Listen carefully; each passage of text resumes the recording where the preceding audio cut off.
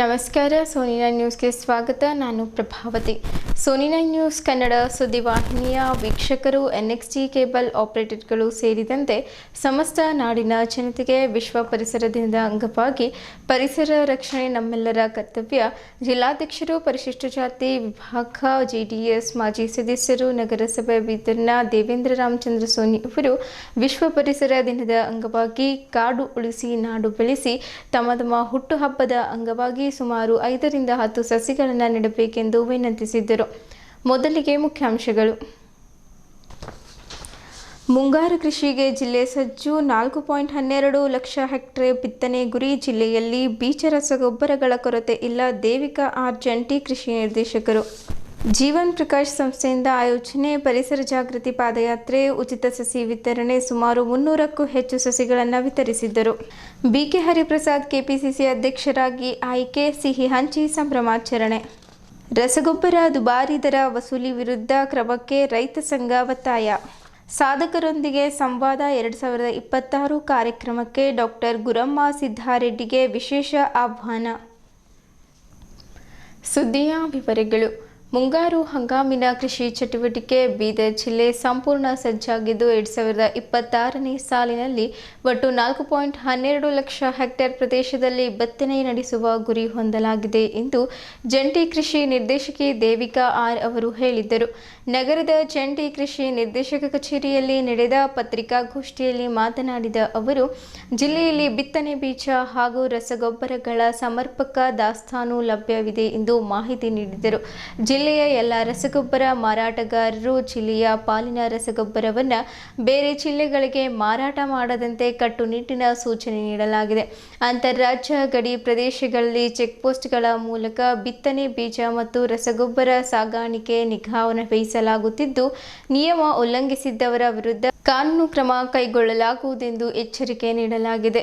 ಮಧ್ಯಪ್ರಾಚ್ಯದಲ್ಲಿ ಪ್ರಸ್ತುತ ಬಿಕ್ಕಟ್ಟಿನ ಪರಿಣಾಮ ರಸಗೊಬ್ಬರ ಸರಬರಾಜಿನಲ್ಲಿ ವ್ಯತ್ಯಯ ಉಂಟಾಗಿರುವ ಹಿನ್ನೆಲೆಯಲ್ಲಿ ರೈತರು ಅನಗತ್ಯ ಆತಂಕಕ್ಕೆ ಒಳಗಾಗದೆ ಅಗತ್ಯಕ್ಕಿಂತ ಹೆಚ್ಚು ರಸಗೊಬ್ಬರ ಖರೀದಿಸಬಾರದೆಂದು ಕೃಷಿ ಇಲಾಖೆ ಮನವಿ ಮಾಡಿದೆ. ರೈತರು ಕೇವಲ ಡಿಎಪಿ ರಸಗೊಬ್ಬರದ ಮೇಲೆ ಅವಲಂಬಿತವಾಗದೆ 20:20, 20:0:13, 12:32:16, 15:15:15 ಸೇರಿದಂತೆ ಇತರೆ ಸಂಯುಕ್ತ ರಸಗೊಬ್ಬರಗಳನ್ನು ಪರ್ಯಾಯವಾಗಿ ಬಳಸುವಂತೆ ಸಲಹೆ ನೀಡಿದರು. ಜಿಲ್ಲೆಯ ವಾರ್ಷಿಕ ಸರಾಸರಿ ಮಳೆ 838 ಮಿಲಿಮೀಟರ್ ಇದ್ದು, ಮುಂಗಾರು ಹಂಗಾಮಿನ ವಾಡಿಕೆ ಮಳೆ 650 ಮಿಲಿಮೀಟರ್ ಆಗಿದೆ. ಪೂರ್ವ ಮುಂಗಾರು ಅವಧಿಯಲ್ಲಿ 60 ಮಿಲಿಮೀಟರ್ ವಾಡಿಕೆ ಮಳೆಯು 77.9 ಮಿಲಿಮೀಟರ್ ಮಳೆಯಾಗಿದ್ದು, ಇದು ವಾಡಿಕೆಗಿಂತ ಶೇಕಡಾ 31ರಷ್ಟು ಹೆಚ್ಚಾಗಿದೆ. ಮುಂಗಾರು ಹಂಗಾಮಿಗಾಗಿ ಜಿಲ್ಲೆಗೆ 1,04,339.70 ಕ್ವಿಂಟಲ್ ಬಿತ್ತನೆ ಬೀಜಗಳ ಹಂಚಿಕೆ ಮಾಡಲಾಗಿದೆ. ಇದರಲ್ಲಿ 1,03,165.51 ಕ್ವಿಂಟಲ್ ಸೋಯಾ, ಅವರೆ, 951.92 ಕ್ವಿಂಟಲ್ ತೊಗರೆ, 101.9 ಕ್ವಿಂಟಲ್ ಹೆಸರು ಹಾಗೂ 87.70 ಕ್ವಿಂಟಲ್ ಉದ್ದು ಬೀಜಗಳಿವೆ. ಜಿಲ್ಲೆಯಲ್ಲಿ 30 ರೈತ ಸಂಪರ್ಕ ಕೇಂದ್ರಗಳು ಹಾಗೂ 127 ಹೆಚ್ಚುವರಿ ವಿತರಣಾ ಕೇಂದ್ರಗಳ ಮೂಲಕ ರೈತರಿಗೆ ರಿಯಾಯಿತಿ ದರದಲ್ಲಿ ಬೀಜ ವಿತರಣೆ ನಡೆಯುತ್ತಿದ್ದು, ಇದುವರೆಗೆ ಸುಮಾರು 37,800 ಕ್ವಿಂಟಲ್ ಬೀಜಗಳನ್ನು ವಿತರಿಸಲಾಗಿದೆ. ಜಿಲ್ಲೆಗೆ ಮುಂಗಾರು ಹಂಗಾಮಿನಲ್ಲಿ ಒಟ್ಟು 43,366 ಮೆಟ್ರಿಕ್ ಟನ್ ರಸಗೊಬ್ಬರ ಬೇಡಿಕೆ ಇದ್ದು, ಜೂನ್ ಅಂತ್ಯದ ವೇಳೆಗೆ 21,559 ಮೆಟ್ರಿಕ್ ಟನ್ ಅಗತ್ಯವಿದೆ. ಇದಕ್ಕೆ ಎದುರಾಗಿ ಜೂನ್ 2ರ ವೇಳೆಗೆ 24,065 ಮೆಟ್ರಿಕ್ ಟನ್ ರಸಗೊಬ್ಬರದ ದಾಸ್ತಾನು ಲಭ್ಯವಿದ್ದು, 8,212 ಮೆಟ್ರಿಕ್ ಟನ್ ವಿತರಣೆಗೊಂಡ ನಂತರವೂ 17,485 ಮೆಟ್ರಿಕ್ ಟನ್ ರಸಗೊಬ್ಬರ ಲಭ್ಯವಿದೆ. ಜಿಲ್ಲೆಯ ಚಿಲ್ಲರೆ ಮತ್ತು ಸಗಟು ಮಾರಾಟಗಾರರ ಬಳಿ ಒಟ್ಟು 13,303 ಮೆಟ್ರಿಕ್ ಟನ್ ರಸಗೊಬ್ಬರ ದಾಸ್ತಾನು ಇದೆ.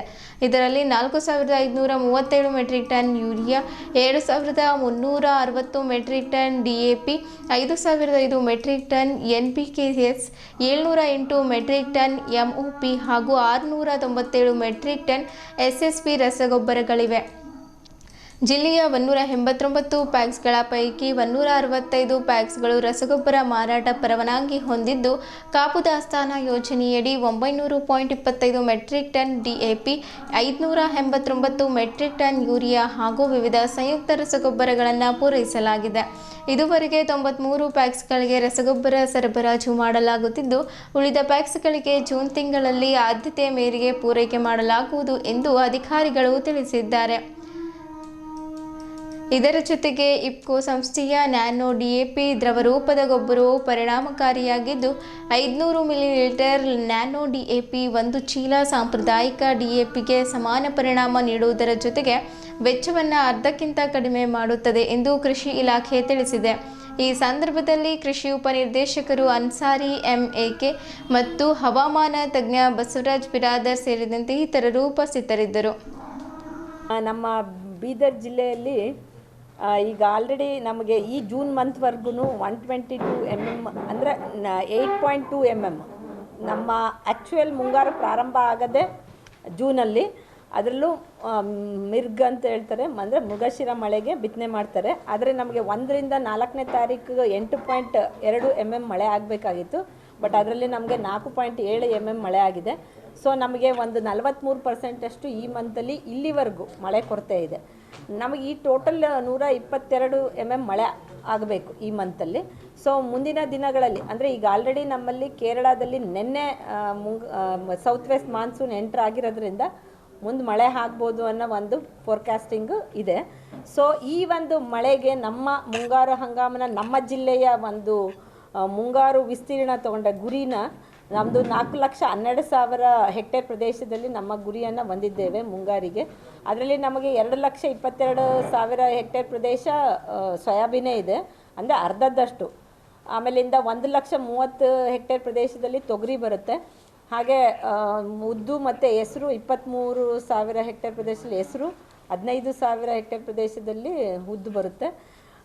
ಒಂದು ಒಳ್ಳೆ ಮಳೆ ಆದರೆ ಈ ತಿಂಗಳ 15ನೇ ತಾರೀಕು ಒಳಗಡೆ ನಮ್ಮಲ್ಲಿ ಹೆಸರು ಮತ್ತು ಉದ್ದಿಗೆ ಹೆಚ್ಚಿನ ರೈತರು ಹೋಗ್ತಾರೆ ಬಿತ್ತನೆಗೆ.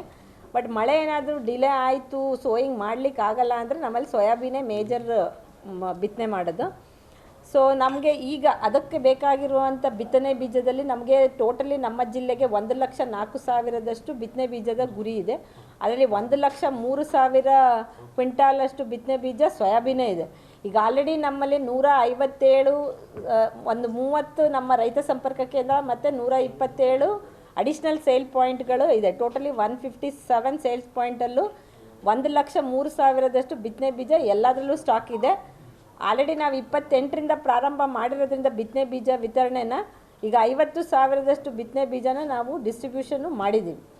ರಿಕ್ವೆಸ್ಟ್ ರೈತರಲ್ಲಿ ಏನಂದರೆ, ಮಳೆ ಚೆನ್ನಾಗಿ ಆದಾಗ 30ರಿಂದ 40 ಸೆಂಟಿಮೀಟರಷ್ಟು ತೇವಾಂಶ ಇದ್ದಾಗ ಮಾತ್ರ ಬಿತ್ತನೆ ಮಾಡಿ ಅಂತ ನಾನು ಕೇಳ್ಕೊತೇನೆ.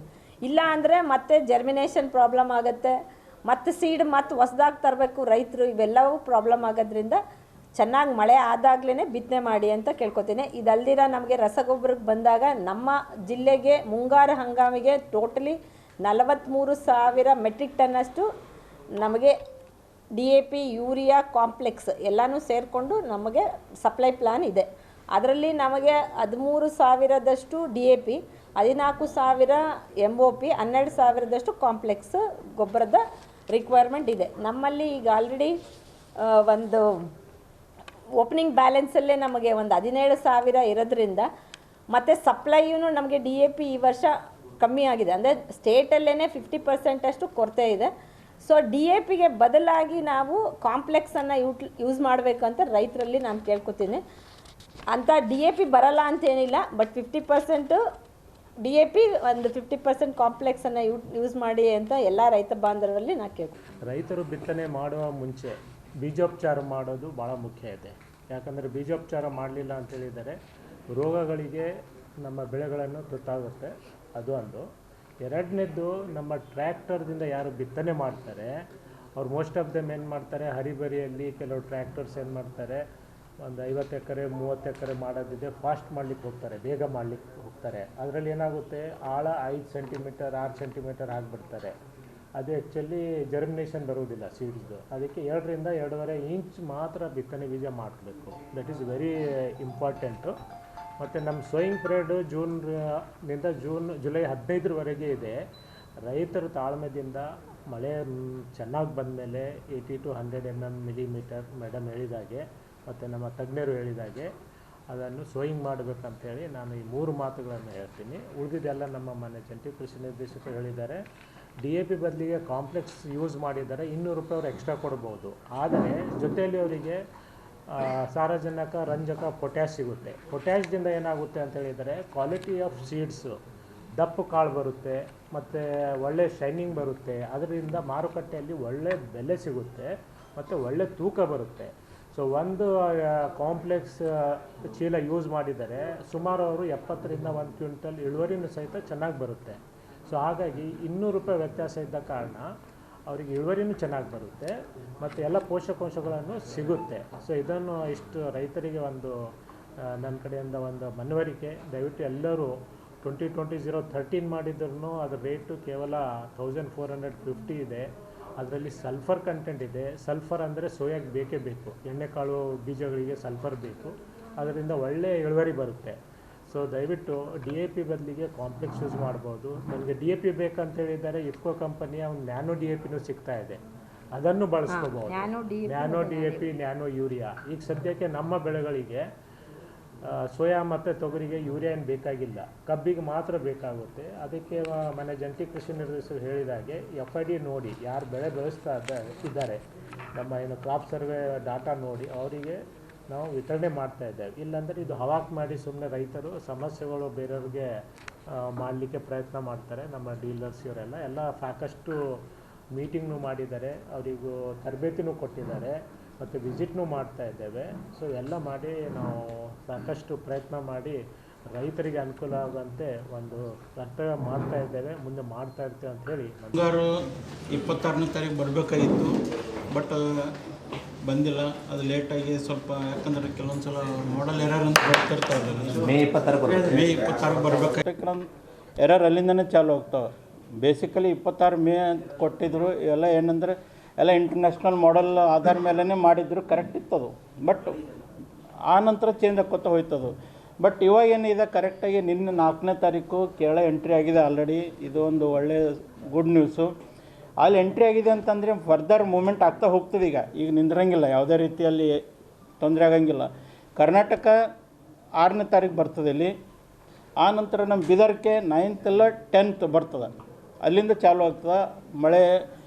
ಬಿಟ್ಟು ಒಂದೊಂದು ದಿನ ಬಿಟ್ಟು ಚೆನ್ನಾಗಿ ಬರ್ತದೆ ಮಳೆ, ಒಳ್ಳೆ ಸಾಧಾರಣ ಮಳೆ ಬರ್ತದೆ ಇಲ್ಲಿ ಆಲ್ಮೋಸ್ಟ್. ಯಾಕಂತಂದರೆ ಈ ಮಂತದಲ್ಲಿ ಜೂನ್ ತಿಂಗಳಲ್ಲಿ ಎಷ್ಟಿದೆ ಅಂತಂದರೆ ಸಾಮಾನ್ಯ ಮಳೆ 124 ಮಿಲಿಮೀಟ್ರ್ ಸಾಮಾನ್ಯ ಮಳೆ ಇದೆ ಇಲ್ಲಿ. ಅಷ್ಟು ಸಾಮಾನ್ಯ ಮಳೆ ಅದು, ಅವರೇಜ್ ರೈನ್ಫಾಲ್ ಅದು ಜೂನ್ ತಿಂಗಳಲ್ಲಿ. ಬಿತ್ತನೆಗೆ ಎಷ್ಟು ಬೇಕು ಸಫಿಷಿಯಂಟ್ ಅದು ಮಳೆ. ಬಟ್ ಬರ್ತದೆ ಇಲ್ಲಿ ಏನಿಲ್ಲ ಅಂತಂದ್ರೆ ಈ ತಿಂಗಳಲ್ಲಿ 80 mm ಅಂತೂ ಬರ್ತದೆ, ನೋ ಡೌಟ್. 80 to 100 mm ಬರ್ತದೆ ಮಳೆ. ವಿಶ್ವ ಪರಿಸರ ದಿನಾಚರಣೆ ಅಂಗವಾಗಿ Kadwa Jeevan Prakash cultural and welfare society ವತಿಯಿಂದ ಜೂನ್ 5ರಂದು ನಗರದಲ್ಲಿ ಪರಿಸರ ಜಾಗೃತಿ ಪಾದಯಾತ್ರೆ, ಸಸಿ ವಿತರಣೆ ಹಾಗೂ ಸಾಂಸ್ಕೃತಿಕ ಕಾರ್ಯಕ್ರಮ ಹಮ್ಮಿಕೊಳ್ಳಲಾಗಿದೆ. ಬೆಳಗ್ಗೆ 10ಕ್ಕೆ ಅಂಬೇಡ್ಕರ್ ವೃತ್ತದಿಂದ ಭಗತ್ ಸಿಂಗ್ ವೃತ್ತ, ಬಸವೇಶ್ವರ ವೃತ್ತ, ಬೊಮ್ಮಗುಂಡೇಶ್ವರ ವೃತ್ತ, ಶಿವಾಜಿ ವೃತ್ತದ ಮಾರ್ಗವಾಗಿ ಹರಳಿಯ ವೃತ್ತದವರೆಗೆ ಪಾದಯಾತ್ರೆ ನಡೆಯಿತು ಎಂದು ಸಂಸ್ಥೆಯ ಅಧ್ಯಕ್ಷ ದಿಲೀಪ್ ಕಾಡ್ವಾ ತಿಳಿಸಿದ್ದರು. ಅಂಬೇಡ್ಕರ್ ವೃತ್ತದಲ್ಲಿ ಪರಿಸರ ಗೀತೆ ಗಾಯನ, ಪರಿಸರ ಮಹತ್ವದ ಸಾರುವ ಕವನ ವಾಚನ, ಬೀದಿ ಭಾಷಣ, ಮಿಮಿಕ್ರಿ ಜರುಗಿತು. ಅಲ್ಲಿಯೇ ಸಾರ್ವಜನಿಕರಿಗೆ ಉಚಿತ ಸಸಿ ಕೂಡ ವಿತರಿಸಲಾಯಿತು ಎಂದು ಹೇಳಿದರು. ಪರಿಸರ ಸಂರಕ್ಷಣೆ ಕುರಿತು ಜನರಲ್ಲಿ ಜಾಗೃತಿ ಮೂಡಿಸಲು ಕಾರ್ಯಕ್ರಮ ಹಮ್ಮಿಕೊಳ್ಳಲಾಗಿದ್ದು, ಯುವಕರು, ಹಿರಿಯರು, ಸಮಾಜಪರ ಚಿಂತಕರು, ಹೋರಾಟಗಾರರು, ಕಲಾವಿದರು ಹಾಗೂ ಕಲಾಭಿಮಾನಿಗಳು ಹೆಚ್ಚಿನ ಸಂಖ್ಯೆಯಲ್ಲಿ ಭಾಗವಹಿಸಿ ಯಶಸ್ವಿಗೊಳಿಸಿದರು.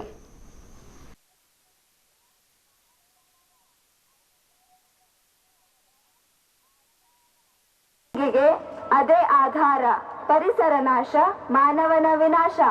ನಾಡಿನ ಯುವಕರಿಗೆ, ಸಮಾಜಾತ್ಮೀಯರೇ, ಇಂದು ವಿಶ್ವ ಪರಿಸರ ದಿನ. ಪರಿಸರ ಎಂದರೆ ಕೇವಲ ನಮ್ಮ ಸುತ್ತಮುತ್ತಲಿರುವ ಮರಗಿಡಗಳು ಮತ್ತು ನದಿಗಳಲ್ಲಿ ಅವರು ಕೂಡ ಇದ್ದಾರೆ, ಮತ್ತು ಸಂತೋಷ್ ನಿಟ್ಟೂರ್ ಅವರಿದ್ದಾರೆ, ಮತ್ತು ಪ್ರವೀಣ್ ಅವರಿದ್ದಾರೆ, ಚಿಂಟು ಅನೂಪ್ ಅವರಿದ್ದಾರೆ, ಸಂಗೀತ ಶಿಕ್ಷಕರಿದ್ದಾರೆ.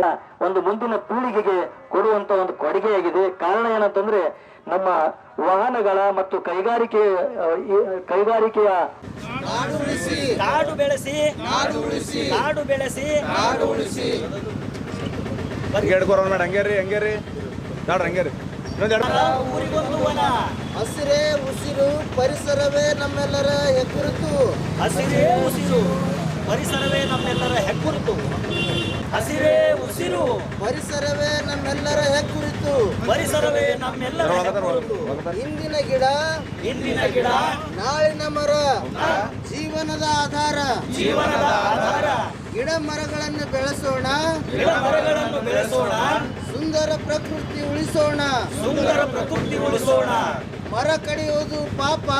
ಮರ ಕಡಿಯುವುದು. ಜೀವನ್ ಪ್ರಕಾಶ್ ಕಲ್ಚರಲ್ ಮತ್ತು ವೆಲ್ಫೇರ್ ಸೊಸೈಟಿ ಕಾರವಾರ ನಮ್ಮ ಒಂದು ಸಂಸ್ಥೆ ವತಿಯಿಂದ ವಿಶ್ವ ಪರಿಸರ ದಿನಾಚರಣೆಯ ಪ್ರಯುಕ್ತ ಒಂದು 300 ಗಿಡಗಳನ್ನು ಎಲ್ಲ ಸಾರ್ವಜನಿಕರಿಗೆ ಉಚಿತವಾಗಿ ಕೊಡುವಂಥ ಒಂದು ಕಾರ್ಯಕ್ರಮವನ್ನು ಇಟ್ಕೊಂಡಿದ್ದೇವೆ. ಈ ಕಾರ್ಯಕ್ರಮ ಮಾಡುವ ಉದ್ದೇಶ ಏನಂತಂದರೆ, ನಾವು ಮುಂದಿನ ದಿನದಲ್ಲಿ ಮಕ್ಕಳಿಗೆ ಶುದ್ಧವಾದಂಥ ಗಾಳಿ ಸಿಗಬೇಕು, ಶುದ್ಧವಾದ ಕುಡಲಿಕ್ಕೆ ನೀರು ಸಿಗಬೇಕು ಮತ್ತು ಪರಿಸರವನ್ನು ಸಂರಕ್ಷಿಸಬೇಕು ಅಂತಕ್ಕಂಥ ಉದ್ದೇಶ ನಮ್ಮದಾಗಿದೆ. ಕಾರಣ ಏನಂತಂದರೆ, ಈ ಗಾಡಿಗಳ ಹೊಗೆಯಿಂದಾಗಿರ್ಬೋದು, ಬೇರೆ ಬೇರೆ ಫ್ಯಾಕ್ಟ್ರಿಗಳಿಂದ ಆಗಿರ್ಬೋದು, ಮತ್ತು ಹೊಗೆಯಿಂದ ಆರೋಗ್ಯ ಕೆಡ್ತಾ ಇದೆ, ಪರಿಸರ ಹಾಳಾಗ್ತಾ ಇದೆ, ಮತ್ತು ಹಸಿರು ಹೊದಿಕೆ ಕಮ್ಮಿ ಆಗ್ತಾ ಇದೆ. ಇದರಿಂದ ಏನಾಗ್ತಾ ಇದೆ ಅಂತಂತಂದರೆ, ಬಿಸಿಲಿನ ತಾಪಮಾನ ಹೆಚ್ಚಾಗ್ತಾ ಇದೆ, ಕುಡಿಯುವ ನೀರು ಕಲುಷಿತವಾಗ್ತಾ ಇದೆ.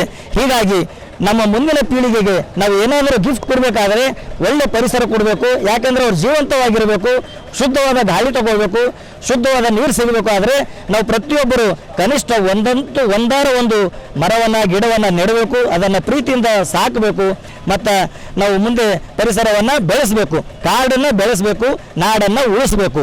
ಅದನ್ನು ಬಿಟ್ಟು ನಾವೇನು ಮಾಡ್ತಾ ಇದ್ದೀವಿ, ಇತ್ತೀಚೆಗೆ ಕಾಂಕ್ರೀಟೀಕರಣಗೊಳಿಸ್ತಾ ಇದ್ದೇವೆ, ಮರಗಳನ್ನು ಕಡಿತಾ ಇದ್ದೇವೆ.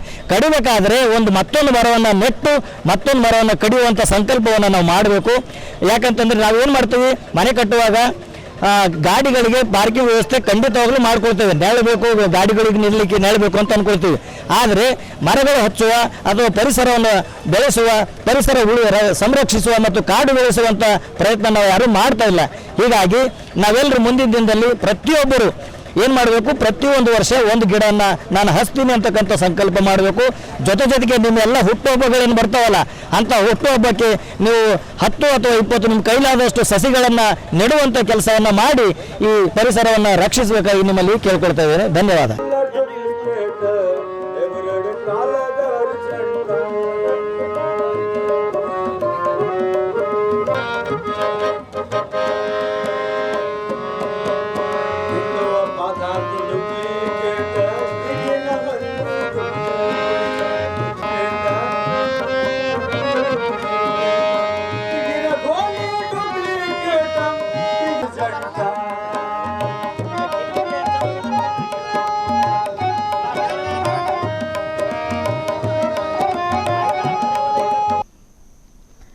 ಬೀದರ್ ನಗರದ ಅಂಬೇಡ್ಕರ್ ವೃತ್ತದಲ್ಲಿ ಇಂದು ಕೆಪಿಸಿಸಿ ನೂತನವಾಗಿ ಬಿಕೆ ಹರಿಪ್ರಸಾದ್ ಅಧ್ಯಕ್ಷರಾಗಿ ಆಯ್ಕೆಯಾಗಿದ್ದಕ್ಕೆ ಹರ್ಷದಿಂದ ಪಟಾಕಿ ಸಿಡಿಸಿ ಮತ್ತು ಸಿಹಿ ಹಂಚಿ ಸಂಭ್ರಮಾಚರಣೆ ಮಾಡಿದ್ದರು.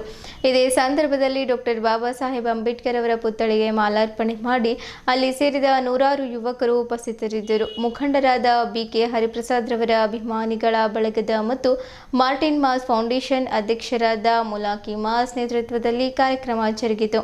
ಮುಖಂಡರಾದ ಅನಿಲ್ ನಿಡೋದ ಮಾತನಾಡಿ, ಒಬ್ಬ ಒಳ್ಳೆಯ ಮುಖಂಡರಿಗೆ ಕೆಪಿಸಿಸಿ ಅಧ್ಯಕ್ಷ ಸ್ಥಾನ ನೀಡಿರುವುದು ಸಂತಸ ತಂದಿದೆ ಎಂದರು. ಮಲಾಕಿ ಮಾಸ್ ಮಾತನಾಡಿ, ನಮ್ಮಣ್ಣನವರಾದ ದಿವಂಗತ ಮಾರ್ಟಿನ್ ಮಾಸ್ ರವರ ದಾರಿಯಲ್ಲಿ ಮುಂದುವರಿದು ಮುಂದಿನ ದಿನಗಳಲ್ಲಿ ಬಿಕೆ ಹರಿಪ್ರಸಾದ್ ಅಭಿಮಾನಿಗಳ ಬಳಗ ಸಮರ್ಪಕವಾಗಿ ಮುಂದು ನಡೆಸುತ್ತೇನೆ ಎಂದು ನುಡಿದರು. ಕಾಂಗ್ರೆಸ್ ಮುಖಂಡರಾದ ಮಾಣಿಕೇಶ್ ಪಾಟೀಲ್ ಮಾತನಾಡಿ, ಹಿರಿಯ ಮಕ್ಸದಿ ಹಾಗೂ ಸಂಘಟನಾ ಚತುರರಾದ ಬಿಕೆ ಹರಿಪ್ರಸಾದ್ ರವರು ಒಬ್ಬ ಸಮರ್ಥ ನಾಯಕರಾಗಿದ್ದು, ಇವರಿಂದ ಕಾಂಗ್ರೆಸ್ ಪಕ್ಷವು ಮತ್ತಷ್ಟು ಬಲವರ್ಧನೆಗೊಂಡು ಮುಂದಿನ ದಿನಮಾನಗಳಲ್ಲಿ ಉತ್ತಮ ಫಲಿತಾಂಶ ತಲುಪುವಲ್ಲಿ ಯಾವುದೇ ಸಂದೇಹವಿಲ್ಲವೆಂದು ನುಡಿದರು. ಇದೇ ಸಂದರ್ಭದಲ್ಲಿ ನೂತನವಾಗಿ ಮುಖ್ಯಮಂತ್ರಿಗಳಾದ ಡಿಕೆ ಶಿವಕುಮಾರ್, ಈಶ್ವರ್ ಬಿ ಖಂಡ್ರೆರವರಿಗೆ ಹಾಗೂ ಅವರ ಸಂಪುಟದ ಸಚಿವರಿಗೆ ಶುಭಾಶಯ ಕೋರಿದ್ದರು. ಮಿಟ್ಟು ಚಿಟ್ಟ, ಆನಂದ್ ಗಾಡ್ವರ್, ಜಸ್ವಾ ಹಾಗೂ ಮತ್ತಿತರರಿದ್ದರು.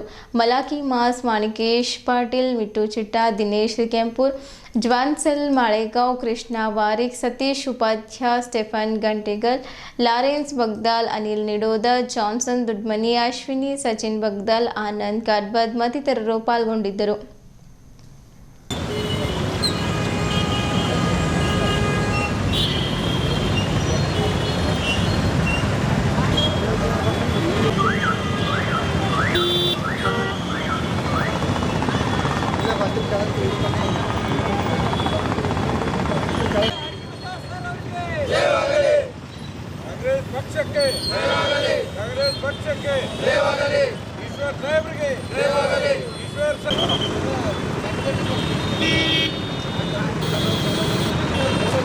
ಅಹಿಂದ ನಾಯಕ ಬಿಕೆ ಹರಿಪ್ರಸಾದ್ ಸಾಹೇಬರಿಗೆ ಬಿಕೆ ಹರಿಪ್ರಸಾದ್ ಸಾರಿಗೆ ಅಹಿಂದ ನಾಯಕ ಬಿಕೆ ಹರಿಪ್ರಸಾದ್ ಸಾರಿಗೆ ಕರ್ನಾಟಕದ ಅಧ್ಯಕ್ಷ ಕೆಪಿಸಿಸಿ ಅಧ್ಯಕ್ಷ ಬಿಕೆ ಹರಿಪ್ರಸಾದ್ ಅವರಿಗೆ, ರಾಜೀವ್ ಗಾಂಧಿ ಅವರಿಗೆ, ಸೋನಿಯಾ ಗಾಂಧಿ ಅವರಿಗೆ, ಮಲ್ಲಿಕಾರ್ಜುನ್ ಖರ್ಗೆ ಅವರಿಗೆ, ಸಿದ್ದರಾಮಯ್ಯ ಅವರಿಗೆ, ಸಿಎಂ ಡಿಕೆ ಶಿವಕುಮಾರ್ ಅವರಿಗೆ, ಡಿಕೆ ಶಿವಕುಮಾರ್ ಅವರಿಗೆ.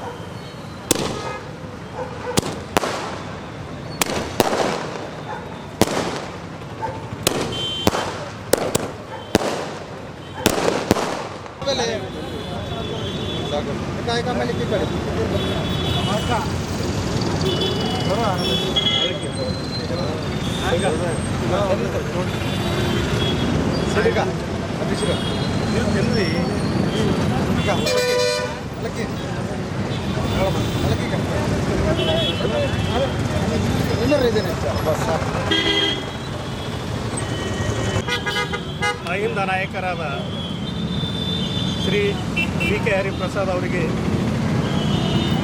ಕರ್ನಾಟಕದ ಕೆಪಿಸಿಸಿ ಅಧ್ಯಕ್ಷರನ್ನು ಮಾಡಿ ಒಂದು ಅಹಿಂದ ನಾಯಕರಿಗೆ ಒಂದು ಒಳ್ಳೆಯ ಹುದ್ದೆಯನ್ನು ಕೊಟ್ಟಿದ್ದಕ್ಕಾಗಿ ನಾವು ಕಾಂಗ್ರೆಸ್ ಸರ್ಕಾರಕ್ಕೆ ವಂದನೆಗಳು ಸಲ್ಲಿಸ್ತೇವೆ. ಹಾಗೂ ಅವರು ಒಂದು ಒಳ್ಳೆಯ ವ್ಯಕ್ತಿಯಾಗಿ ಆಯ್ಕೆ ಮಾಡಿದ್ದಕ್ಕಾಗಿ ನಾವು ಅವರಿಗೆ ಧನ್ಯವಾದ ಹೇಳ್ತೇವೆ. ನಾವು ನಮ್ಮ ಮಾರ್ಟಿನ್ ಮಾಸ್ ಫೌಂಡೇಶನ್ ವತಿಯಿಂದ ಹಾಗೂ ಬಿಕೆ ಹರಿಪ್ರಸಾದ್ ಅಭಿಮಾನಿ ಬಳಗದಿಂದ ಈ ಒಂದು ಸ್ವೀಟ್ ಹಂಚಿ ನಾವು ಸಂಭ್ರಮವನ್ನು ಆಚರಣೆ ಮಾಡಿದ್ದೇವೆ. ಯಾಕಂದರೆ ಒಂದು ಒಳ್ಳೆಯ ವ್ಯಕ್ತಿ, ಎಲ್ಲ ಕಾಂಗ್ರೆಗೇಷನ್ ಎಲ್ಲ ಒಂದು ಜಾತಿ ಜನಾಂಗಗಳಿಗೆ ಹಿಡಿದುಕೊಂಡು ಹೋಗುವಂಥ ವ್ಯಕ್ತಿ, ನಿಜವಾಗಿ ಒಂದು ಒಳ್ಳೆಯ ವ್ಯಕ್ತಿಗೆ ಆಯ್ಕೆ ಮಾಡಿದ್ದಕ್ಕಾಗಿ ಮಲ್ಲಿಕಾರ್ಜುನ್ ಖರ್ಗೆ ಸಾಹೇಬರಿಗೆ ಹಾಗೂ ರಾಹುಲ್ ಗಾಂಧಿ ಅವರಿಗೆ ಹಾಗೂ ಸೋನಿಯಾ ಗಾಂಧಿ ಅವರಿಗೆ, ಅದೇ ರೀತಿಯಿಂದ ನಮ್ಮ ಸಿದ್ದರಾಮಯ್ಯ ಸಾಹೇಬರಿಗೆ ಹಾಗೂ ನಮ್ಮ ಡಿಕೆ ಶಿವಕುಮಾರ್ CM ಸಾಹೇಬರಿಗೆ ನಾವು ನಮ್ಮ ಮಾರ್ಟಿನ್ ಮಾಸ್ ಫೌಂಡೇಶನ್ ವತಿಯಿಂದ ನಾವು ಧನ್ಯವಾದಗಳನ್ನು ತಿಳಿಸ್ತೀವಿ. ಬಿಕೆ ಹರಿಪ್ರಸಾದ್ ಅಭಿಮಾನಿ ಬಳಗ ವತಿಯಿಂದ ಹಾಗೂ ಮಾರ್ಟಿನ್ ಮಾಸ್ ಫೌಂಡೇಶನ್ ವತಿಯಿಂದ ಬಿಕೆ ಹರಿಪ್ರಸಾದ್ ಸಾಹೇಬರಿಗೆ ನೂತನವಾಗಿ KPCC ಅಧ್ಯಕ್ಷ ಸ್ಥಾನವನ್ನು ಕೊಟ್ಟಿದ್ದಾರೆ.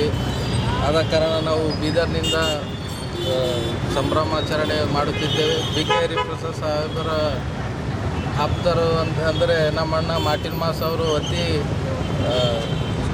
ಸುಮಾರು ವರ್ಷಗಳಿಂದ ಸಾಹೇಬರ ಸಂಘಟನೆಯನ್ನು ಕಟ್ಟಿಕೊಂಡು ಬರ್ತಾಯಿದ್ದರು. ಆದರೆ ಅಣ್ಣನ ಆಸಿ ಸಾಹೇಬರಿಗೆ ಒಂದು ಉನ್ನತ ಸ್ಥಾನ ಸಿಗಬೇಕು ಅಂತ ಬಹು ವರ್ಷದಿಂದ ಕಾಯುತ್ತಿದ್ದರು. ಆದರೆ ಈ ದಿನವನ್ನು ನೋಡೋಕ್ಕೆ ನಮ್ಮ ಅಣ್ಣ ಜೀವಂತವಾಗಿದ್ದಿಲ್ಲ, ಅವರು ನಿಧನರಾಗಿರುತ್ತಾರೆ. ಬಿಕೆ ಹರಿಪ್ರಸಾದ್ ಸಾಹೇಬರಿಗೆ ಅಭಿನಂದನೆಗಳನ್ನು ಸಲ್ಲಿಸುತ್ತೇನೆ. ಜಿಲ್ಲೆಯ ವಿವಿಧ ಪ್ರದೇಶಗಳಲ್ಲಿ ರಸಗೊಬ್ಬರಗಳನ್ನು ಮಾರುಕಟ್ಟೆ ದರಕ್ಕಿಂತ ಹೆಚ್ಚಿನ ಬೆಲೆಗೆ ಮಾರಾಟ ಮಾಡಲಾಗುತ್ತಿದೆ ಎಂದು ಆರೋಪಿಸಿ ತಪ್ಪಿತಸ್ಥ ಅಂಗಡಿಗಳ ವಿರುದ್ಧ ಕ್ರಮ ಕೈಗೊಳ್ಳುವಂತೆ ಕರ್ನಾಟಕ ರಾಜ್ಯ ರೈತ ಸಂಘ ಹಾಗೂ ಹಸಿರು ಸೇನೆ ಜಿಲ್ಲಾ ಘಟಕ ವತಿಯಿಂದ ಇಂದು ಜಂಟಿ ಕೃಷಿ ನಿರ್ದೇಶಕರಿಗೆ ಮನವಿ ಸಲ್ಲಿಸಿದ್ದಾರೆ. ಪ್ರಸ್ತುತ 2026ರ ಮುಂಗಾರು ಹಂಗಾಮು ಆರಂಭವಾಗಿದ್ದು, ಜಿಲ್ಲೆಯ ಹಲವು ಪ್ರಾಥಮಿಕ ಕೃಷಿ ಪತ್ತಿನ ಸಹಕಾರ ಸಂಘಗಳಲ್ಲಿ ಸಮರ್ಪಕ ಪ್ರಮಾಣದಲ್ಲಿ ರಸಗೊಬ್ಬರ ಲಭ್ಯವಿಲ್ಲದ ಕಾರಣ ರೈತರು ಖಾಸಗಿ ಮಾರುಕಟ್ಟೆಗಳಲ್ಲಿ ಅವಲಂಬಿಸಿದ್ದಾರೆ. ಆದರೆ ಡಿಎಪಿ ರಸಗೊಬ್ಬರದ ನಿಗದಿತ ಮಾರುಕಟ್ಟೆ ಬೆಲೆ ರೂಪಾಯಿ 1350 ಇದ್ದರೂ ಕೇವಲ ವ್ಯಾಪಾರಿಗಳು ರೂಪಾಯಿ 1800 ನೀಡಿದ್ದರೆ ಮಾತ್ರ ರಸಗೊಬ್ಬರ ನೀಡುವುದಾಗಿ ಹೇಳುತ್ತಿದ್ದಾರೆ ಎಂದು ಸಂಘದ ಜಿಲ್ಲಾಧ್ಯಕ್ಷ ಶ್ರೀಮಂತ್ ಬಿರಾದರ್ ದೂರಿದ್ದಾರೆ. ಹೆಚ್ಚುವರಿ ಹಣ ನೀಡಲು ನಿರಾಕರಿಸಿದ ರೈತರಿಗೆ ರಸಗೊಬ್ಬರದ ಸ್ಟಾಕ್ ಇಲ್ಲ ಎಂದು ಹೇಳಿ ವಾಪಸ್ ಕಳುಹಿಸಲಾಗುತ್ತಿದೆ. ಇದರಿಂದ ರೈತರು ಸಂಕಷ್ಟಕ್ಕೆ ಸಿಲುಕಿದ್ದು, ಕೂಡಲೇ ಪರಿಶೀಲನೆ ನಡೆಸಿ ತಪ್ಪಿತಸ್ಥ ಅಂಗಡಿಗಳ ವಿರುದ್ಧ ಕಾನೂನು ಕ್ರಮ ಕೈಗೊಳ್ಳಬೇಕು ಹಾಗೂ ರೈತರಿಗೆ ನಿಗದಿತ ದರದಲ್ಲಿ ರಸಗೊಬ್ಬರ ದೊರೆಯುವಂತೆ ಕ್ರಮ ವಹಿಸಬೇಕೆಂದು ಅವರು ಆಗ್ರಹಿಸಿದ್ದಾರೆ. ಜಂಟಿ ಕೃಷಿ ನಿರ್ದೇಶಕರ ಕಚೇರಿಗೆ ಮುತ್ತಿಗೆ ಹಾಕಿ ಉಗ್ರ ಹೋರಾಟ ನಡೆಸಲಾಗುವುದು. ಹೋರಾಟದ ವೇಳೆ ಯಾವುದೇ ಅಹಿತಕರ ಘಟನೆ ಸಂಭವಿಸಿದರೆ ಅಧಿಕಾರಿಗಳೇ ಹೊಣೆಗಾರರಾಗಿರುತ್ತಾರೆ ಎಂದು ಸಂಘದ ಮುಖಂಡರು ಎಚ್ಚರಿಕೆ ನೀಡಿದ್ದಾರೆ.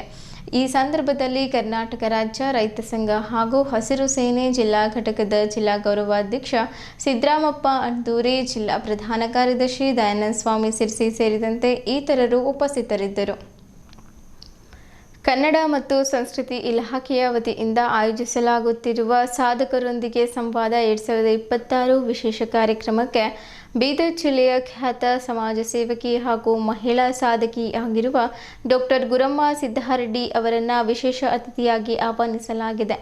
ಈ ಹಿನ್ನೆಲೆಯಲ್ಲಿ ಕನ್ನಡ ಮತ್ತು ಸಂಸ್ಕೃತಿ ಇಲಾಖೆಯ ಅಧಿಕಾರಿಗಳು ಡಾಕ್ಟರ್ ಗುರಮ್ಮ ಸಿದ್ದಾರೆಡ್ಡಿ ಅವರ ನಿವಾಸಕ್ಕೆ ಭೇಟಿ ನೀಡಿ ಶಾಲು ಹೊದಿಸಿ ಸನ್ಮಾನಿಸಿ ಕಾರ್ಯಕ್ರಮದಲ್ಲಿ ಭಾಗವಹಿಸುವಂತೆ ಆಹ್ವಾನ ನೀಡಿದರು. ಕನ್ನಡ ಮತ್ತು ಸಂಸ್ಕೃತಿ ಇಲಾಖೆಯ ಕಲಬುರಗಿ ವಿಭಾಗದ ಜಂಟಿ ನಿರ್ದೇಶಕರ ಆದೇಶದ ಮೇರೆಗೆ ಜೂನ್ 10ರಂದು ಸಂಜೆ 4 ಗಂಟೆಗೆ ಬೀದರ್ ನಗರದ ಪೂಜ್ಯ ಶ್ರೀ ಡಾಕ್ಟರ್ ಚೆನ್ನಬಸವ ಪಟ್ಟದೇವರು ಜಿಲ್ಲಾ ರಂಗಮಂದಿರದಲ್ಲಿ ಸಾಧಕರೊಂದಿಗೆ ಸಂವಾದ 2026 ಕಾರ್ಯಕ್ರಮ ನಡೆಯಲಿದ್ದು, ವಿವಿಧ ಕ್ಷೇತ್ರಗಳಲ್ಲಿ ಸಾಧನೆ ಮಾಡಿದ ಗಣ್ಯರನ್ನು ಗೌರವಿಸಿ ಅವರ ಅನುಭವಗಳನ್ನು ಸಾರ್ವಜನಿಕರೊಂದಿಗೆ ಹಂಚಿಕೊಳ್ಳುವ ಉದ್ದೇಶದಿಂದ ಕಾರ್ಯಕ್ರಮ ಹಮ್ಮಿಕೊಳ್ಳಲಾಗಿದೆ ಎಂದು ಇಲಾಖೆಯ ಸಹಾಯಕ ನಿರ್ದೇಶಕ ಸಿದ್ದರಾಮ್ ಸಿಂಧೆ ತಿಳಿಸಿದ್ದಾರೆ.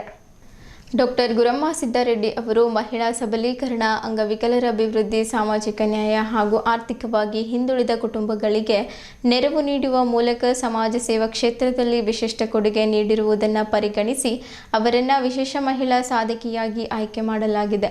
ಸಮಾಜಮುಖಿ ಕಾರ್ಯಗಳ ಮೂಲಕ ಅನೇಕ ಜನರ ಬದುಕಿನಲ್ಲಿ ಬದಲಾವಣೆ ತರಲು ಅವರು ಶ್ರಮಿಸಿರುವುದು ಗಮನಾರ್ಹವಾಗಿದೆ. ಕಾರ್ಯಕ್ರಮದಲ್ಲಿ ಡಾಕ್ಟರ್ ಗುರಮ್ಮ ಸಿದ್ದಾರೆಡ್ಡಿ ಅವರು ತಮ್ಮ ಜೀವನ ಪಯಣ, ಸಮಾಜ ಸೇವೆಯ ಅನುಭವಗಳು ಹಾಗೂ ಸಾಧನೆಯ ಹಾದಿಯ ಕುರಿತು ಯುವ ಜನತೆ ಮತ್ತು ಸಾರ್ವಜನಿಕರೊಂದಿಗೆ ಸಂವಾದ ನಡೆಸಲಿದ್ದಾರೆ. ಅವರ ಅನುಭವಗಳು ಯುವ ಪೀಳಿಗೆಗೆ ಸ್ಫೂರ್ತಿಯಾಗಲಿವೆ ಎಂದು ಇಲಾಖೆ ವಿಶ್ವಾಸ ವ್ಯಕ್ತಪಡಿಸಿದೆ.